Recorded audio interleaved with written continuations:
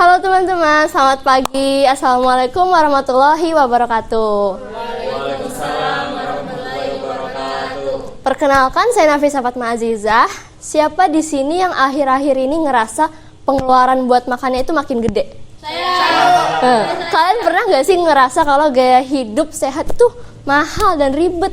Harus olahraga terus lah, makan makanan organik, atau bahkan ikut program diet mahal yang malah bikin dompet kita itu bolong. Tapi gimana kalau sebenarnya ada cara yang lebih simpel, hemat, tapi tetap bikin sehat?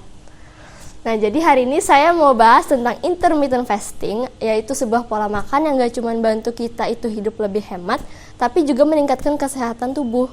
Nah, yang bikin menarik itu penelitian dalam jurnal Nutrition and Metabolism ini menemukan bahwa intermittent fasting itu mampu menurunkan kadar gula darah puasa hingga 15% dan meningkatkan sensitivitas insulin sebesar 18%, yang dimana itu 2 kali lebih efektif dibandingkan obat diabetes. Nah, apa sih itu intermittent fasting? Jadi intermittent fasting itu adalah pola makan yang fokusnya itu bukan di apa yang kita makan, tapi kapan kita makan. Jadi ada 3 metode yang sering dipakai. Yang pertama adalah 16/8, yaitu puasa dalam 16 jam, lalu makan lagi dalam 8 jam. Misalnya kita mulai makan dari jam 12 siang, nah itu udah termasuk sarapan dan makan siang. Lalu selama 8 jam itu kita boleh makan. Jadi makan lagi itu jam 8 malam. Nah, jadi metode 16/8 ini kita makan 2 kali sehari. Lalu metode kedua adalah 5/2, yaitu makan normal selama 5 hari dalam seminggu, lalu 2 harinya lagi hanya mengkonsumsi makanan sekitar 500-600 kalori aja. Nah, yang ketiga itu adalah 12/12, yaitu puasa 12 jam dan makan dalam 12 jam. Nah, ini lebih ringan dibandingkan yang 16/8 tadi, jadi cocok buat pemula yang mau coba pelan-pelan. Nah, metode ini tuh lebih fleksibel dan bisa disesuaikan sama rutinitas harian kita. Yang bikin intermittent fasting menarik itu bukan hanya soal mengatur waktu makan, tapi juga soal bagaimana kita itu bisa lebih selektif dalam memilih makanan untuk dikonsumsi. Misalnya dengan waktu yang terbatas, kita itu kan jadi cenderung gak makan berlebihan atau ngemil-ngemil yang gak penting. Kita jadi lebih fokus untuk memilih makanan yang lebih bergizi dan bermanfaat buat tubuh. Jadi gak cuma sehat dari segi uang, gak cuma hemat dari segi uang, tapi juga lebih sehat. Manfaat intermittent fasting itu yang pertama pastinya bantu nurunin berat badan.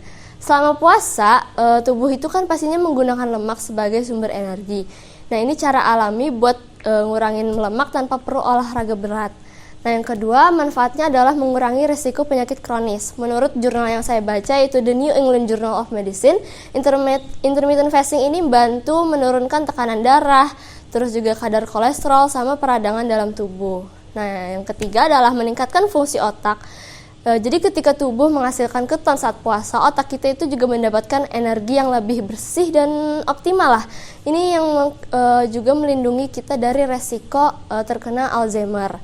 Namun seperti halnya pola makan lainnya, intermittent fasting ini pastinya nggak cocok buat semua orang ya. Misalnya kayak ibu hamil atau menyusui, atau mereka yang punya riwayat gangguan makan kayak MAH atau GERD itu disaranin buat nggak melakukan intermittent fasting ini.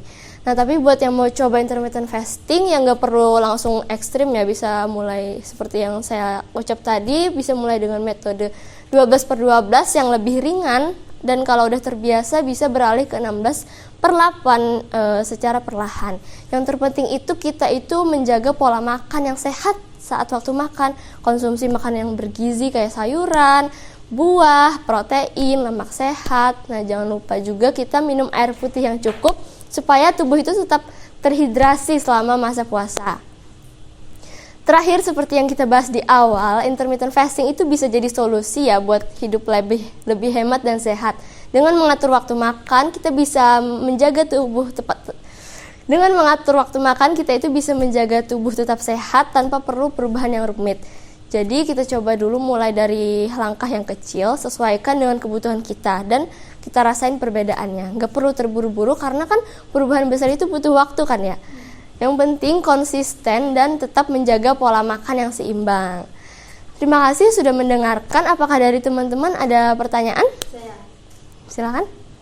Apa yang sebaiknya kita lakukan jika merasa lapar atau lemas lemas selama periode puasa, terutama buat pemula tuh. Bagaimana cara mengatasi hal tersebut agar tetap efektif dalam menjalani intermittent fasting?